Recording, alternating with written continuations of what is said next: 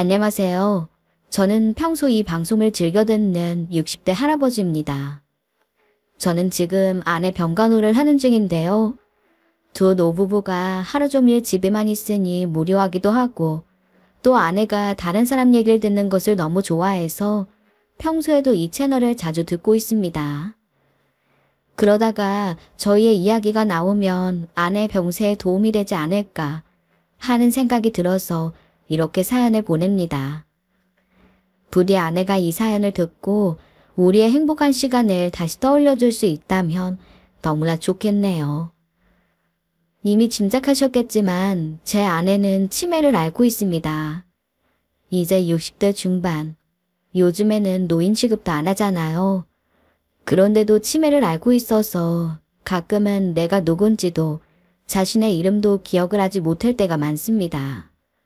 심할 때는 거동은 물론 배변도 가리기 힘들었죠.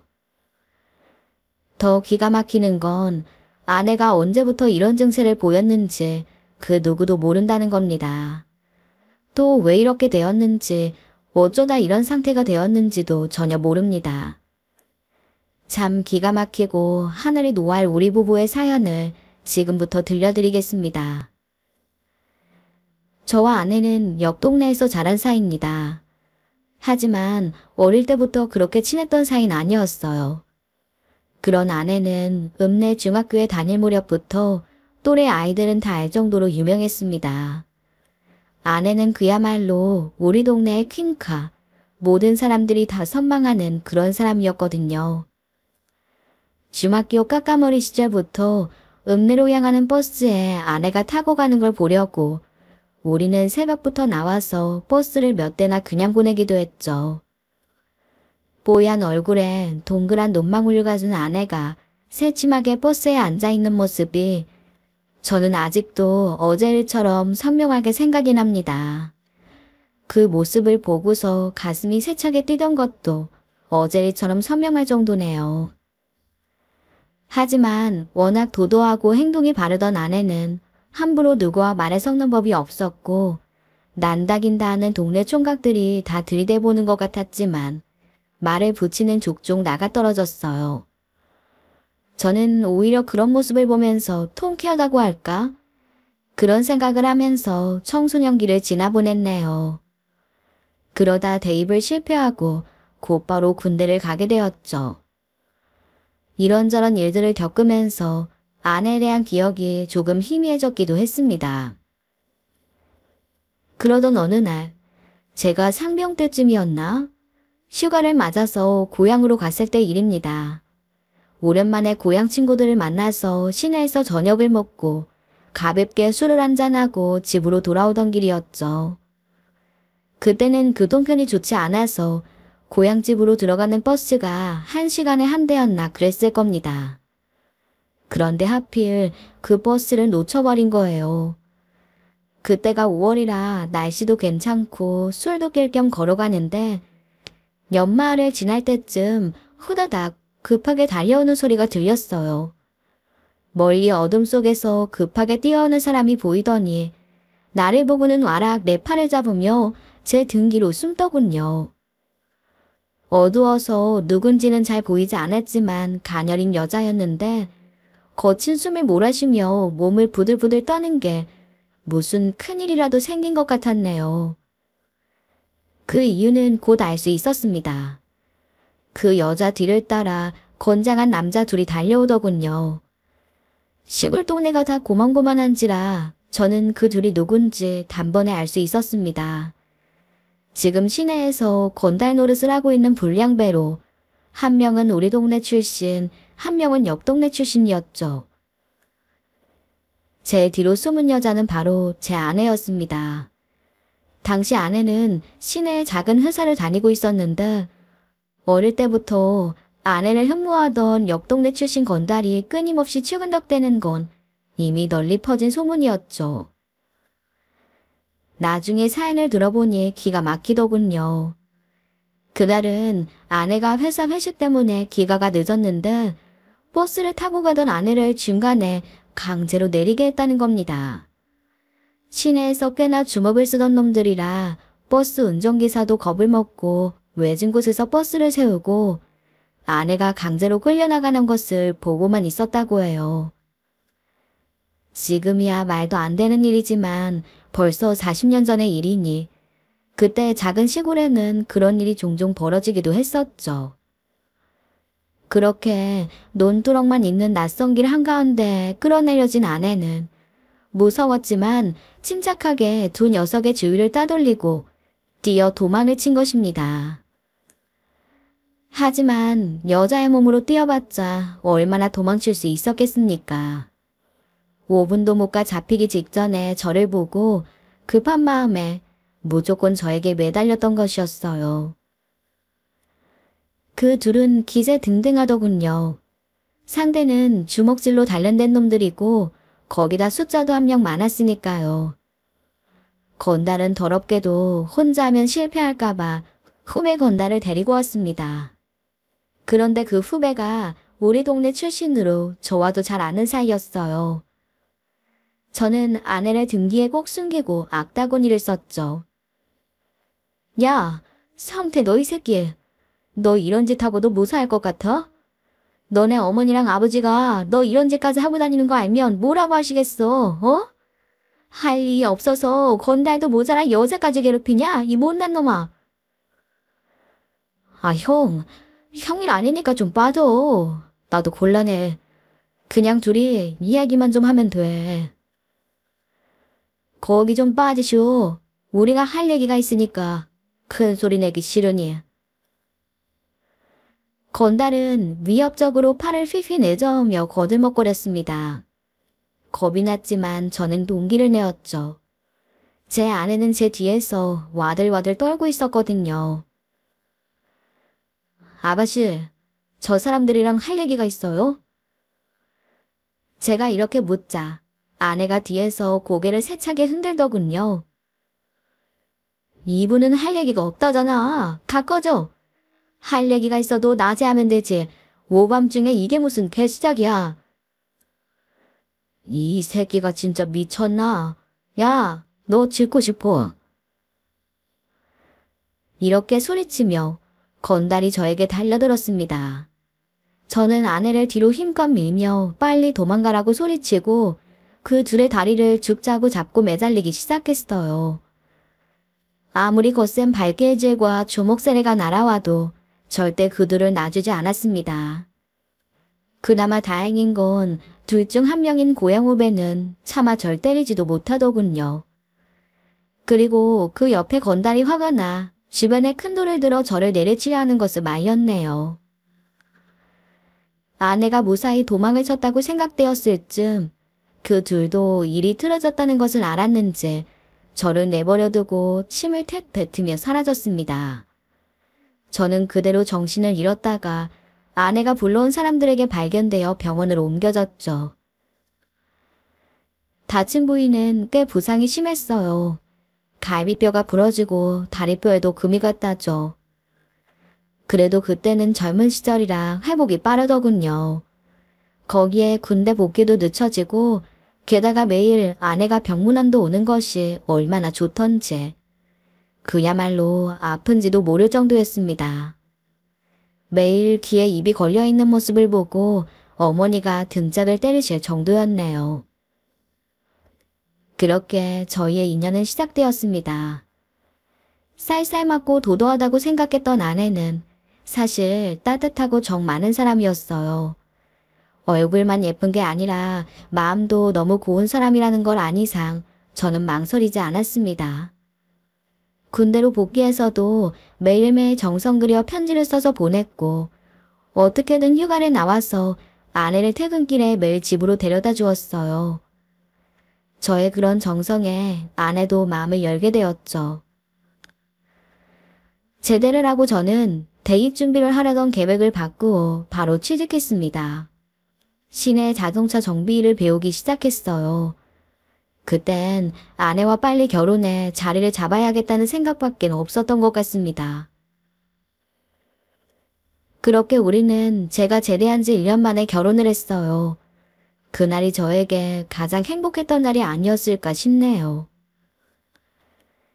저희는 시내에 작은 방을 얻어 신혼생활을 시작했습니다. 그때는 없으면 없는 대로 그렇게 작게 시작해서 열심히 살았던 때였죠. 아내는 작은 단칸방에서도 아무런 군말 없이 알뜰살뜰 살림을 꾸려나가 줬네요. 아침에 일어나 아내와 함께 출근을 하고 같이 퇴근을 해 손을 잡고 집에 돌아오는 길은 너무 행복했습니다. 아내는 제 기름때가 묻은 손을 마다하지 않고 하얗고 예쁜 손으로 꼭 잡아주었어요. 작은 우리 집에서 조금씩 살림살이를 늘려가고 작은 밥상에서 머리를 맞대고 저녁을 같이 먹고 잠드는 그날들을 저는 아직도 잊지 못합니다. 제 기억의 그 시절들은 아직도 포근하고 향긋한 아름다운 시절로 남아있어요. 아내는 마음 씀씀이도 고와서 이웃들에게도 잘하고 고향에 남은 어머니에게도 정성을 다했습니다. 주변 사람들 모두가 어떻게 저렇게 고운 색시를 얻었냐며 세상에서 제일 장가를 잘 갔다는 칭찬을 받기도 할 정도였죠. 저는 그 행복한 시절이 평생 갈 줄 알았습니다. 열심히 일해서 정비소에서도 인정을 받았고 단칸방도 넓혀서 전세였지만 넓은 집으로도 이사도 했네요. 그리고 아내도 아이를 가지게 되었어요. 그렇게 행복만 할 줄 알았던 우리 인생에 불행이 들이오기 시작했다는 걸 왜 그때 미처 알지 못했는지 지금 생각하면 한탄스럽기만 합니다. 아내는 건강하게 만사까지 회사를 다니다가 시내 병원에서 출산을 했어요. 건강한 아들이었습니다. 그리고 몸조리를 위해 아내는 친정으로 향했네요. 원래는 내 식사며 빨래를 챙겨야 한다고 친정어머니를 우리 집으로 모시려 했지만 저를 신경 쓰느라 몸조리를 못할까봐 제가 아내를 친정으로 데려다 준 것이었죠. 아내 친정에도 동생과 장인어른이 계셔서 장모님만 모셔오면 그분들이 걱정이 되기도 했습니다. 처제가 있긴 했지만 아직 어렸거든요. 그렇게 아내는 친정에서 맘 편하게 몸조리를 했습니다. 저는 2, 3일에 한 번씩 아내와 아들을 보러 처갓집으로 갔고요. 모든 것이 다 잘 되어가는 시절이었죠. 그러던 어느 날 일을 하고 있는데 허겁지겁 처제가 달려오더군요. 어찌나 급하게 왔는지 신발도 짝짝이로 신고 있었어요. 형부, 언니가. 왜 그래? 무슨 일이야, 처제? 여기까지 어떻게 온 거야? 언니가 뭐? 불길한 예감이 목 뒷덜미를 타고 지나갔습니다.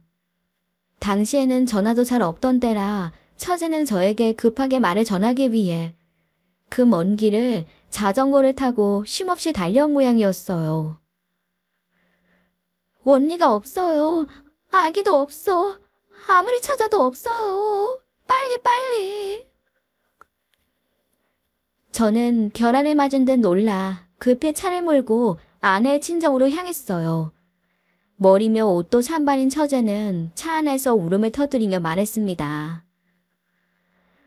엄마가 오늘 저녁에 밭을 좀 매야겠다고 해서 다들 나가서 집에 도와줄 사람이 없었어요.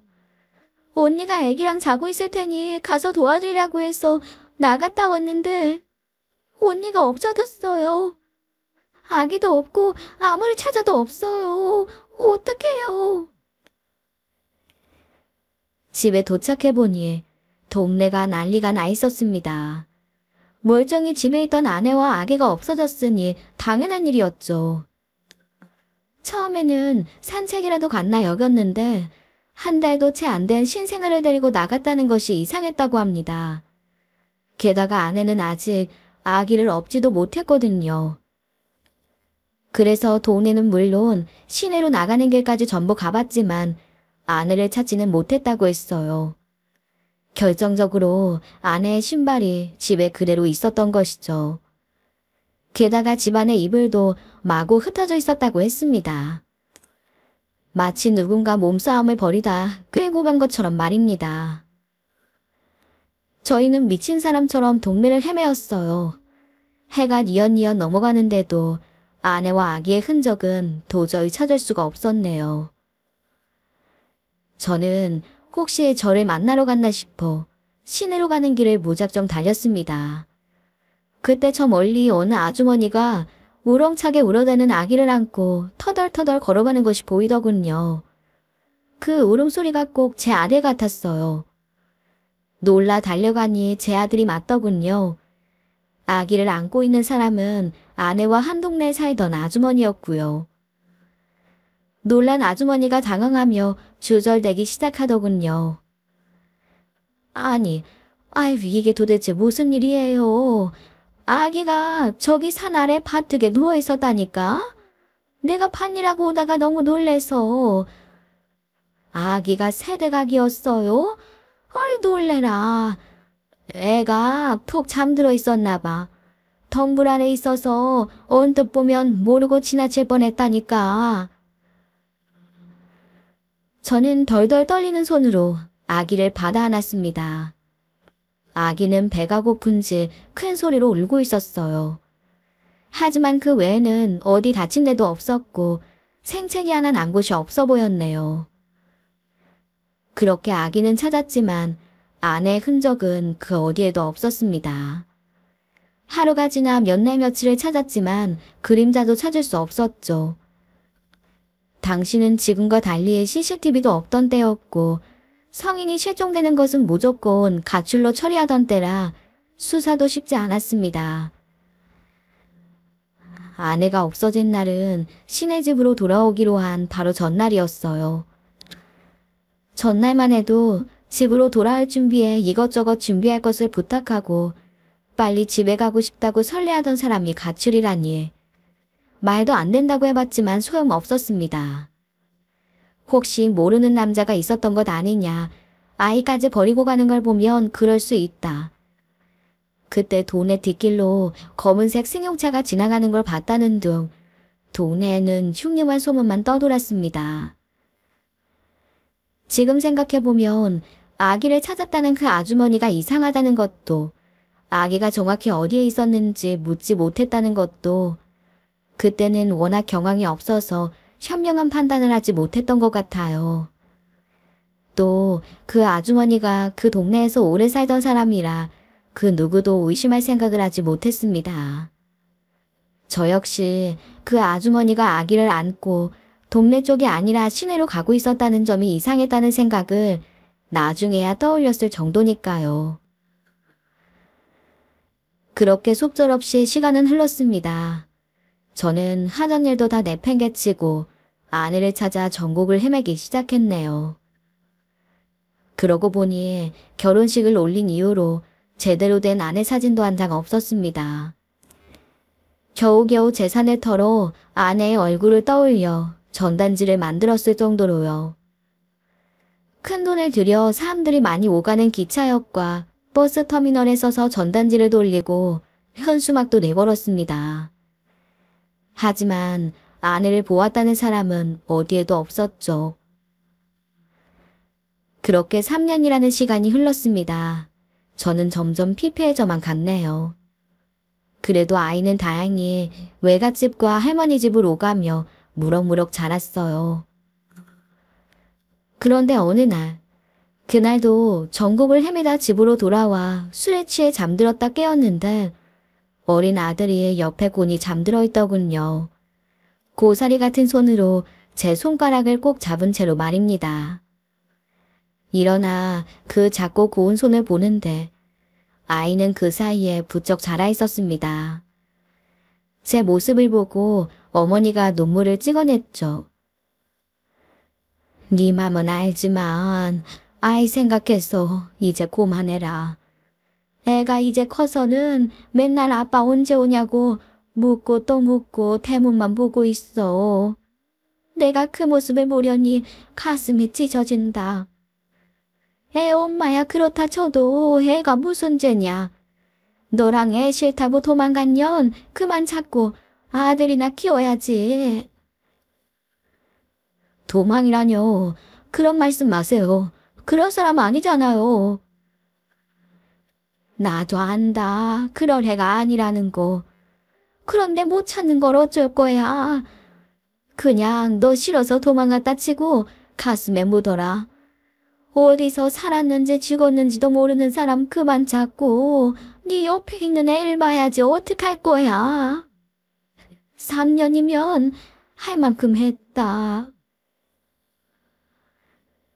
저는 어머님의 말씀에 고개를 떨굴 수밖에 없었습니다. 맞는 말씀이었어요. 언제까지고 이렇게 살 수는 없었어요.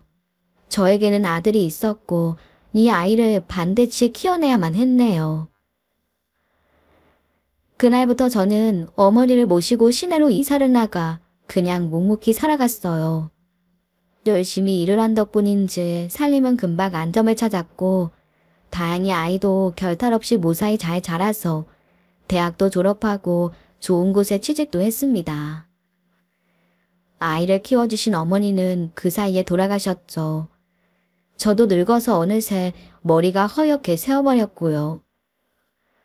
하지만 제 아내만은 제 기억 속에 언제나 곱고 곱던 그 모습 그대로 늘 남아있었습니다. 어머니가 계셨지만 저 혼자 아이를 키우는 일은 쉬운 일이 아니었습니다. 어렵고 힘든 날들의 연속이었어요. 특히 장모님은 죽는 날까지 딸을 그리워하시다 가셨습니다. 병상에서 눈을 감는 날까지도 제 손을 잡고서 내 딸을 제발 내 짤 좀 찾아주게 라고 간절하게 말하다 눈을 감으셨죠. 아내는 그렇게 모든 사람들의 아픔이자 슬픔으로 남았네요. 그렇게 무심히도 세월은 흘렀습니다. 저는 이제 힘을 붙여 5년 가던 정비소를 다른 사람에게 넘겼고요. 내년에는 고향으로 내려가 소일거리 삼아 농사를 지을 예정이었어요. 어쩌면 아내가 사라진 곳에서 기다리고 있으면 언젠가는 돌아올지도 모른다는 생각을 했는지도 모릅니다. 아들은 서울로 독립해 나가 직장 생활을 하며 바쁘게 살아가고 그저 하루하루가 무료할 뿐이던 어느 날 텔레비전으로 바둑이나 보려고 채널을 돌리는데 제 눈길을 사로잡는 방송이 나오더군요. 화면에서는 웬 노인이 고개를 숙이고 아기 인형을 쓰다듬는 장면이 나오고 있었습니다. 채널을 돌리다 그 장면을 보는데 어쩐지 고개를 숙인 그 할머니의 모습이 낯설지가 않더군요. 그 TV 프로는 무연고 고령자들이 모여있는 요양원의 모습을 보여주는 프로그램이었어요.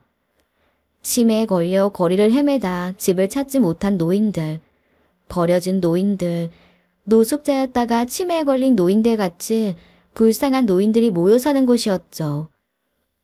제가 채널을 돌렸을 때는 프로그램이 거의 끝나가는 중이었습니다. 화면 속 할머니는 무엇인가를 중얼거리며 아기 모양의 인형을 쓰다듬다가 소중히 품에 꼭 안아들더군요. 그리고 고개를 들며 앞을 쳐다보고 활짝 웃었습니다. 저는 그 순간 자리에서 벌떡 일어났습니다. 늙고 주름이 지기는 했지만 갸름한 얼굴에 단정한 눈매, 반듯한 이마는 분명히 제 아내였어요. 40년 가까이 지났지만 전 한눈에 알아볼 수 있었습니다. 손이 덜덜 떨리고 가슴이 터져나갈 듯 요동쳤습니다. 저는 후원문의로 나온 전화번호를 앞에 있는 종이에 미친 듯 받아 적고 아들에게 바로 전화했습니다. 아들이 전화를 받자마자 주책맞게 눈물이 터져나왔죠. 아버지 왜 그러세요? 무슨 일이에요? 우시지만 마시고 말씀을 하세요. 대체 왜 그러세요? 찾았어. 네 엄마를 찾았어. 내가 지금 봤어. 저의 이 뜬금없는 소리에 아들은 한달음에 집으로 내려왔습니다. 그리고 저의 설명을 듣더니 아들이 인터넷으로 그 방송을 찾아서 다시 틀어 보여주더군요. 보고 또 봐도 분명 제 아내였어요. 고개를 돌리며 살짝 웃는 모습도 고운 눈매도 그대로였습니다. 방송에서는 3년 전 길거리에서 헤매고 있는 것을 발견해 데려왔다고 하더군요. 이름도 나이도 몰라서 그냥 김 할머니라고 부른다고 했습니다. 아무것도 기억하지 못하지만 유독 아기를, 그것도 갓난아기처럼 아주 어린 아기를 좋아해서 아기 인형을 품에서 놓지 않는다고 방송에서는 설명했어요. 저희는 당장 그 요양원을 수소문해 그곳으로 달려갔습니다. 이제는 중년의 아주머니가 된 처제도 함께였죠. 요양원의 사정을 설명하고 면회실에서 초조하게 아내를 기다리는 순간은 얼마나 억겁이 나갔던지. 그 오랜 시간을 기다렸는데도 그 10분이 저에게는 10년과도 같았네요. 드디어 문이 열리고 간호사의 손을 잡고 들어오는 아내의 얼굴을 본 순간 저와 처제는 자리에 털썩 주저앉고 말았죠. 그녀는 정말 제 아내가 맞았습니다. 머리는 새하얗게 새버리고 얼굴에는 주름이 가득했지만 저희는 한눈에 제 아내이자 처제에게는 언니인 그 사람을 알아볼 수 있었어요. 저희가 자신을 부둥켜 안고 통곡을 하는데도 아내는 멀뚱히 우리를 쳐다볼 뿐이었습니다.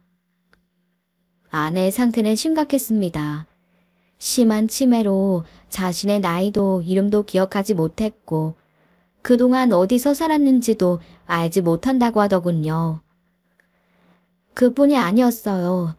아내의 치매는 오랫동안 머리를 맞아 생긴 것으로 뇌에는 충격으로 인한 뇌진탕으로 보이는 흔적들이 있었다고까지 했죠.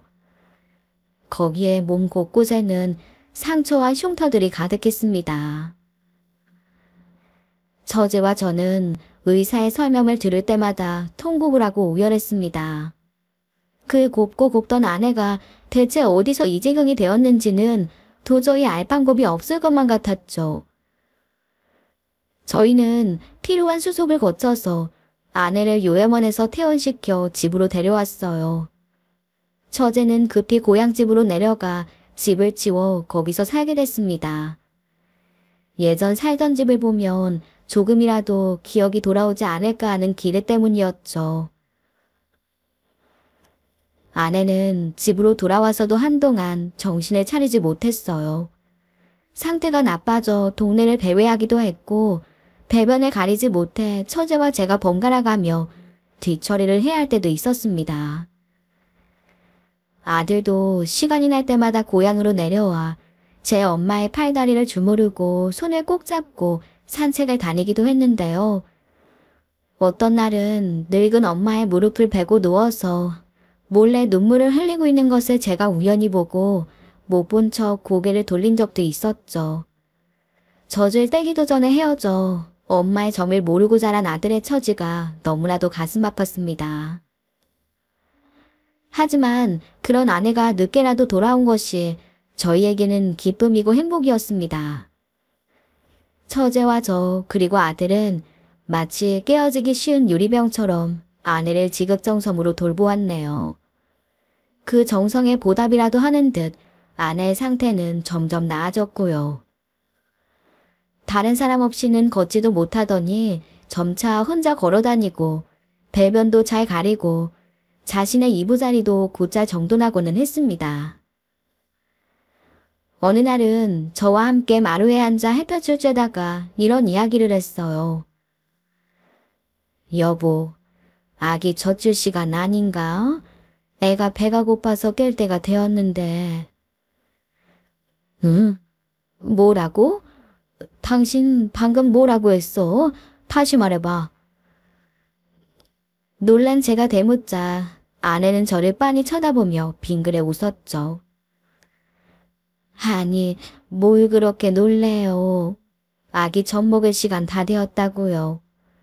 애가 아직 조용한 걸 보니까 자나 봐요. 곧 배고프다고 깨면 올 텐데.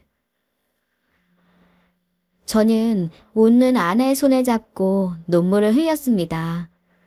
이렇게 늙어버렸는데도 아내는 저를 알아본 것이었습니다. 그 이후로도 아내는 이 집에 있던 기억이 조금씩 돌아오는지 저를 향해 여보라고 부르며 아기를 찾기도 하더군요. 그리고는 아는지 모르는지 다 큰 아들의 삼촌이라 부르며 목이 빠지게 기다렸죠. 그 삼촌은 언제 온대요? 나는 그 삼촌이 좋은데. 그 삼촌 오나 한번 나가봐요. 올 땐 맛있는 거 사온다고 했는데. 아들도 이런 늙은 엄마의 기다림을 행복해했습니다. 주말이 멀다 하고 엄마가 좋아한다는 간식거리를 잔뜩 사서 오곤 했죠. 그럼 아내는 신발도 신지 않고 뛰쳐나가 안기며 기뻐했네요. 그렇게 저희의 삶도 다시 제자리로 돌아와 평화를 찾는가 싶었습니다. 그러던 어느 주말, 아내의 손을 잡고 산책을 나갔던 아들이 흑투성이가 된 아내를 업고 헐레먹떡 뛰어왔어요. 아버지, 아버지, 큰일 났어요. 어머니가... 저와 처제는 기겁을 하고 뛰어나갔습니다. 그런데 아내의 상태가 좀 이상하더군요. 저희는 아내가 무리를 해서 쓰러졌거나 한 줄 알았는데 그게 아니었어요. 오히려 아들의 등에 엎여서 악을 쓰며 발악을 하고 있었습니다. 아들은 그런 아내를 말려서 업고 오느라 기진맥진한 상태였고요. 그런데 악을 쓰는 아내의 말이 좀 이상한 겁니다. 이 개 같은 이 초계리, 네가 내 아들을 뺏어가려고 해? 내가 너 죽일 거야. 내려줘. 저는 내가 죽여야 돼. 나를 팔아먹은 년, 나쁜 년. 저는 아내를 꽉 껴안고 달랬습니다. 아내는 그 이후로도 발악을 하며 울다 지쳐 잠이 들었네요. 저는 아들에게 어찌된 일인지 물었죠. 어머니랑 자주 산책을 가던 길이 있거든요. 그 동네 길이 공사를 하는지 어수선해서 다른 길로 돌아갔는데 갑자기 그 길로 가면 안 된다고 막 우시는 거예요. 그래서 급히 마을로 돌아왔는데 마을에서 웬 할머니를 만났어요. 근데 그 할머니를 보자마자 달려들어서 때리고 욕하는데 말릴 수도 없었어요. 어쩌죠. 그 할머니 맞아서 다치셨어요. 아버지가 가보셔야 할 것 같아요. 저는 무언가 예감이 이상했습니다. 아내 말도 그렇고 그 할머니의 인상착의를 들어보니 오래전 숲길에 놓여있던 아들을 안고 오던 그 아주머니가 분명했기 때문이었죠. 그제서야 제가 아주 오랫동안 뭔가 놓치고 있다는 생각이 들기 시작했어요.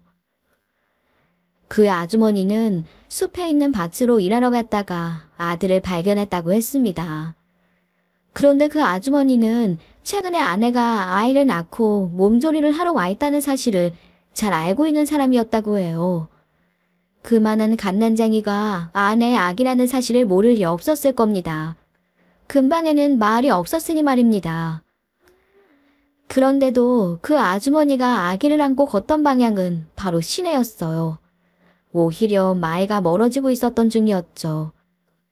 제가 중간에 우연히 만나지 않았더라면 그 아주머니는 아들을 안고 시내로 가버렸을 거예요. 그러고 보니 이상한 점이 한두 개가 아니었어요.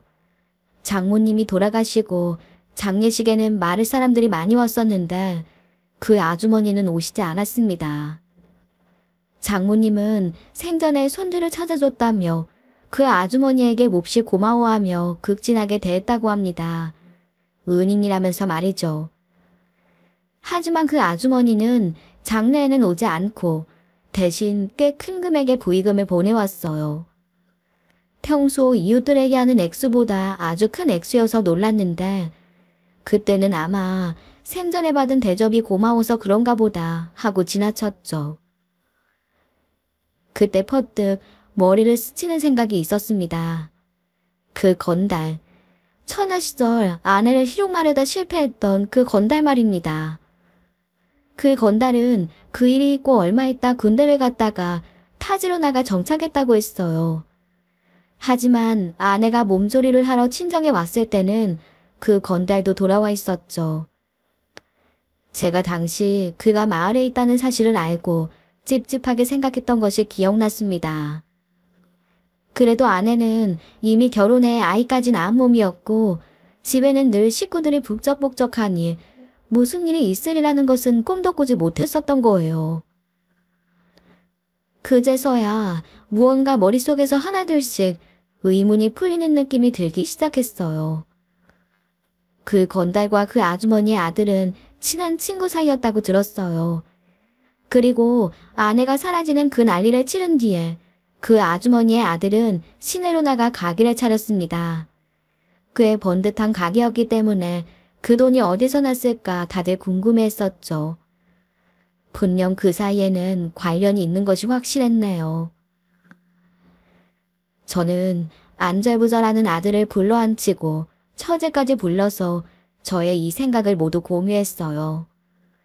아들은 상황을 모두 듣더니 충분히 가능성이 있는 이야기라고 하더군요. 제 이야기를 듣고 곰곰이 생각하던 처제가 의미심장한 말을 했습니다. 형부, 그러고 보니 이상한 게 한두 개가 아니에요. 그 산 쪽에는 밭이 없어요. 그 아주머니 집은 농사 짓는 땅이 없어서 시내에 있는 식당 인가로 일을 하러 다녔어요. 집에 빚도 많아서 늘 돈을 구했는데 그러고 보니 언니가 없어진 이후로 갑자기 아들이 가게도 열고 이사도 했네. 게다가 그 아주머니는 엄마를 피하는 것 같았어요. 엄마가 늘 고마워하면서 좋은 것이나 먹을 것이 생길 때마다 찾아갔지만 잘 만나주지도 않았어요. 심지어 나를 보고도 슬슬 피하는 게 꼭 죄 지은 사람 같아서 이상하다 생각했는데.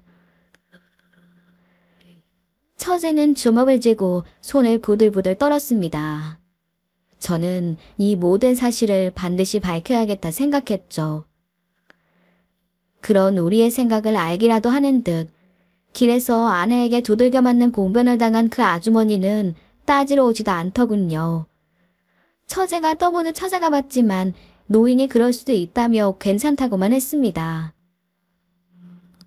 얼마 후 저희는 아들이 잘 아는 형사를 불렀습니다.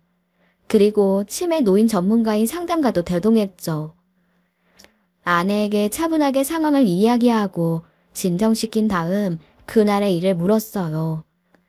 아내에게는 지금 안전한 곳에 있으니 걱정 말라고 안심시키고 손을 꼭 잡고 앉아서 용기를 주었습니다.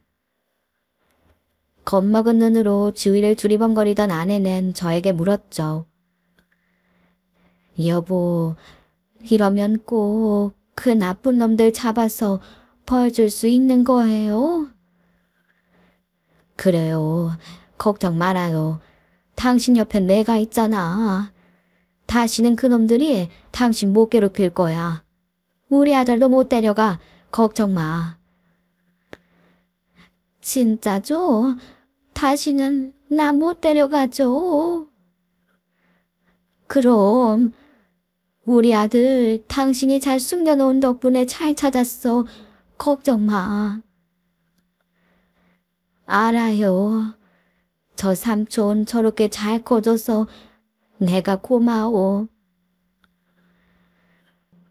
그 말을 듣던 처제와 저는 물론 아들은 크게 놀랐습니다.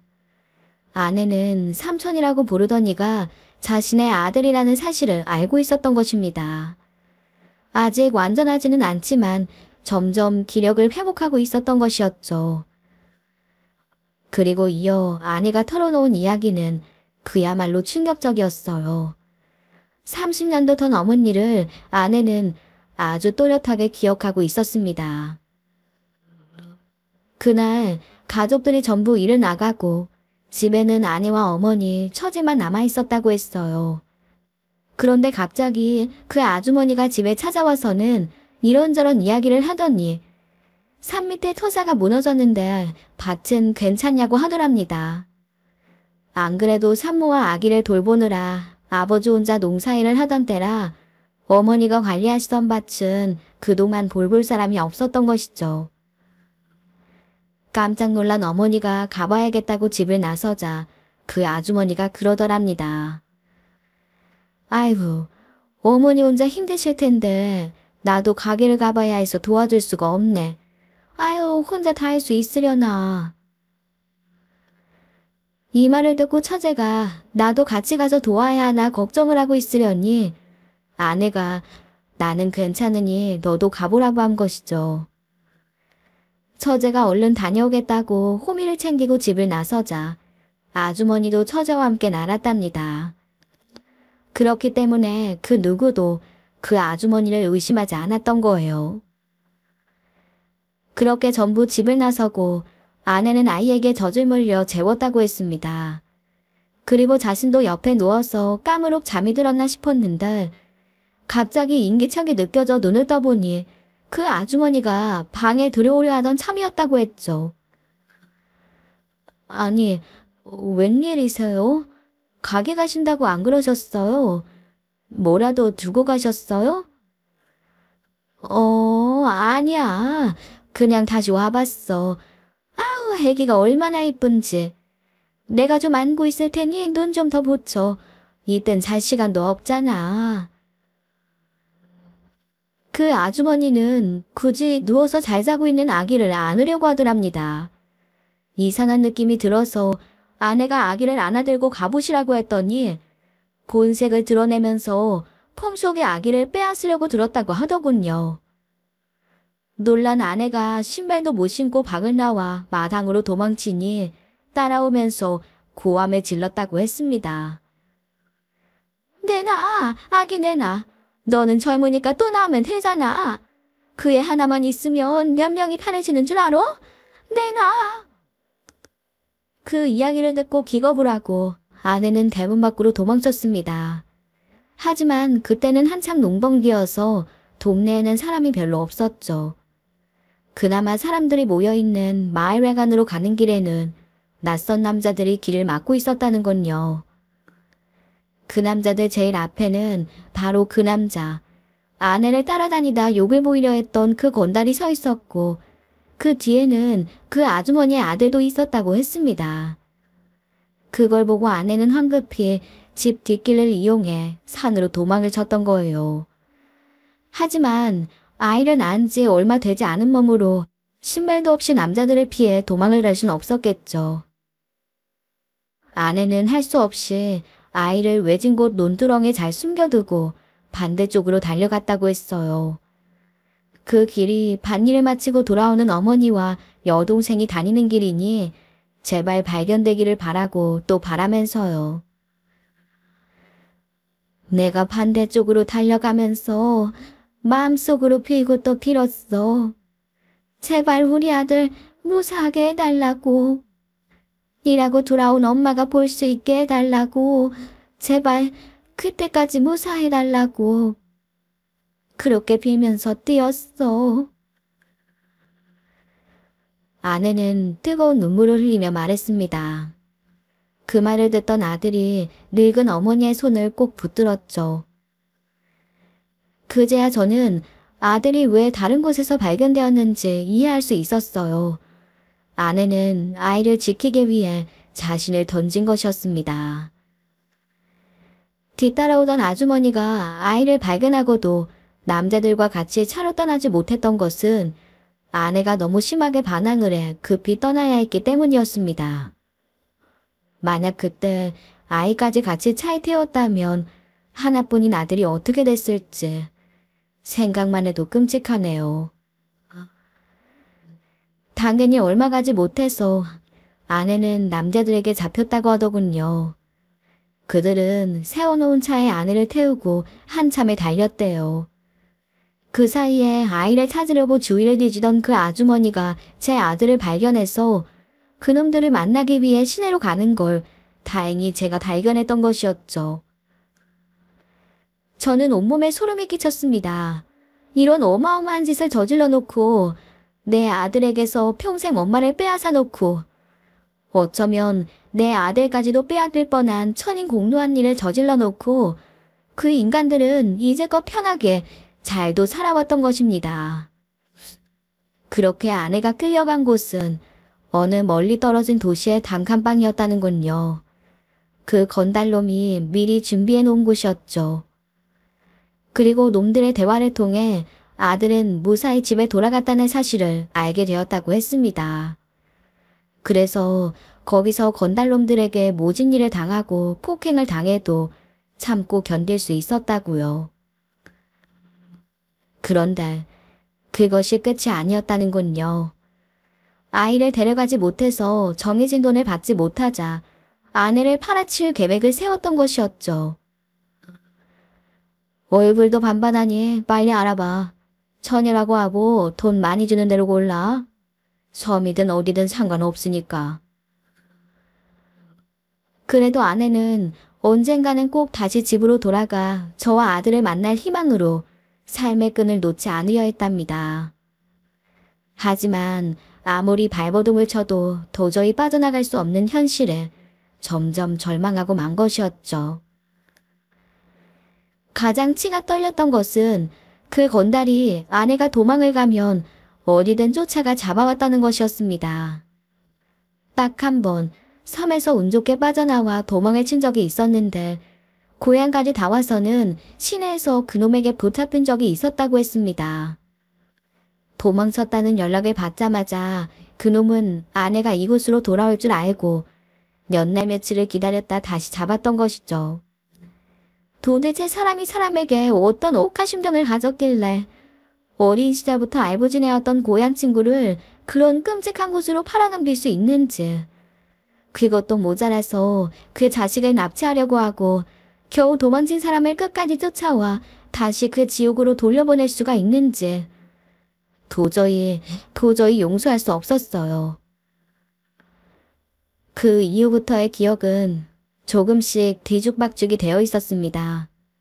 폭행의 후유증과 정신적 충격으로 가끔 정신을 놓기 시작하다가 어느 순간 이후의 기억은 없었네요. 그리고 정신을 차렸을 때는 차가운 길거리를 헤매고 있었고 다시 정신을 차렸을 때는 그 요양원에 가 있었던 것이었습니다.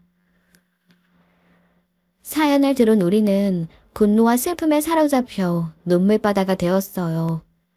이야기를 듣던 상담사분도 눈물을 닦았죠. 우리를 보던 형사는 혀를 차며 말했어요. 당시 이 근방에서 명리와 유괴 사고가 많았어요. 그때는 해결하지 못했는데 이게 실마리가 될 것 같네요. 지난 세월을 다 보상받으실 순 없겠지만 제가 최대한 이 나쁜 사람들 꼭 벌받게 해드릴게요. 걱정 마세요. 형사분들은 착실하게 일을 처리해 주었습니다. 아내가 한 증언은 전문가의 손을 거쳐 증거물로 제출되었어요. 한 동네 살면서 파렴치한 짓을 저지른 그 동네 아주머니와 그 아들은 전부 경찰에 체포되어 구속되었네요. 이제는 늙어서 힘도 없는 늙은이를 잡아가서 뭐하려 하냐며 반항하는 늙은이에게 처제가 달려가 뺨을 후려쳤죠. 늙어? 늙으면 어때서? 그러는 당신은 꽃다운 우리 언니 인생을 짓밟아 놓고 그러고도 혼자 편하게 늙었지. 이제 들어가서 죽을 때까지 벌받아. 다시는 이 동네에 발도 들일 생각하지 말고 이 나쁜 년아. 뺨을 맞고 쓰러진 그 늙은이는 그렇게 힘없이 경찰에 끌려가 갇혔습니다. 처제는 그 집에 살고 있던 다른 식구들도 모두 내쫓아버리고 집안의 세간살이들을 몽땅 부숴버렸어요. 하지만 그 누구도 처제를 말리지도 탓하지도 않았죠.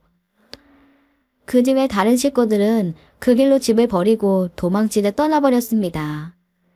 그 아주머니가 옥살이를 하고 있을 때도 그 어느 누구도 찾아가지도 돌보지도 않았다고 하네요. 그 파렴치한 아들도 같은 날 경찰에 체포되었어요. 그리고 아내를 팔아넘겼던 그 건달도 곧 잡혔습니다. 그놈은 다른 도시에서 거의 노숙자에 가까운 생활을 하고 있었어요. 젊었을 때는 건달 짓을 하며 의시됐을지 모르지만 늙고 병들고 나니 할 일이 없어져 비참하게 살고 있더라고 했습니다. 이제는 남은 여생을 아마 감옥에서 보내게 되겠죠. 저와 아들은 이들이 전부 잡혀가고 나머지 일당들도 전부 잡혀가는 것을 다 보았습니다. 아들은 그들에게 민사소송도 걸어서 그들의 재산을 차압하고 손해배상을 걸었어요. 돈이 전부는 아니지만 그렇게라도 해서 그놈들 손에 남는 것 하나 얻도록 해버리겠다고 말이죠. 그렇게 아내 인생과 저의 인생, 그리고 제 아들의 인생을 송두리째 흔들어 놓았던 끔찍한 일은 마무리가 되었습니다. 그놈들이 단죄를 받을수록 아내는 점점 건강을 회복했고 모든 것은 천천히 제자리로 돌아오고 있네요. 저희는 그 고향을 떠나서 아들과 가까운 곳으로 이사를 갔습니다. 이제 힘들고 끔찍했던 과거는 잊고 아들과 함께하는 새로운 미래를 꿈꾸기 위해서입니다. 60이 넘은 사람들이 무슨 미래를 계획하냐고 하겠지만 저의 결혼 생활은 이제 시작이라는 마음이 듭니다. 제 눈에 아내는 여전히 곱디 고운 사람이고 아들은 여전히 귀엽고 어린 자식일 뿐입니다. 그리고 이제는 100세 시대라고 하니 이제 겨우 인생의 반을 좀 넘게 산 것이 아니겠습니까? 앞으로도 저는 아내를 열심히 병간호하면서 최대한 건강하게 그리고 즐겁게 살아갈 생각입니다. 그러니 이 방송을 듣는 여러분들도 앞으로도 인생은 한참 남았다 생각하시면서 열심히 미래 계획도 세우시고 힘차게 살아가셨으면 합니다. 들어주셔서 감사합니다. 오늘의 쌀맘 사연에 여러분의 소중한 댓글 기다리면서 구독, 좋아요, 공유는 물론 알람 설정도 부탁드립니다. 그럼 오늘도 함께 읽어주셔서 감사합니다.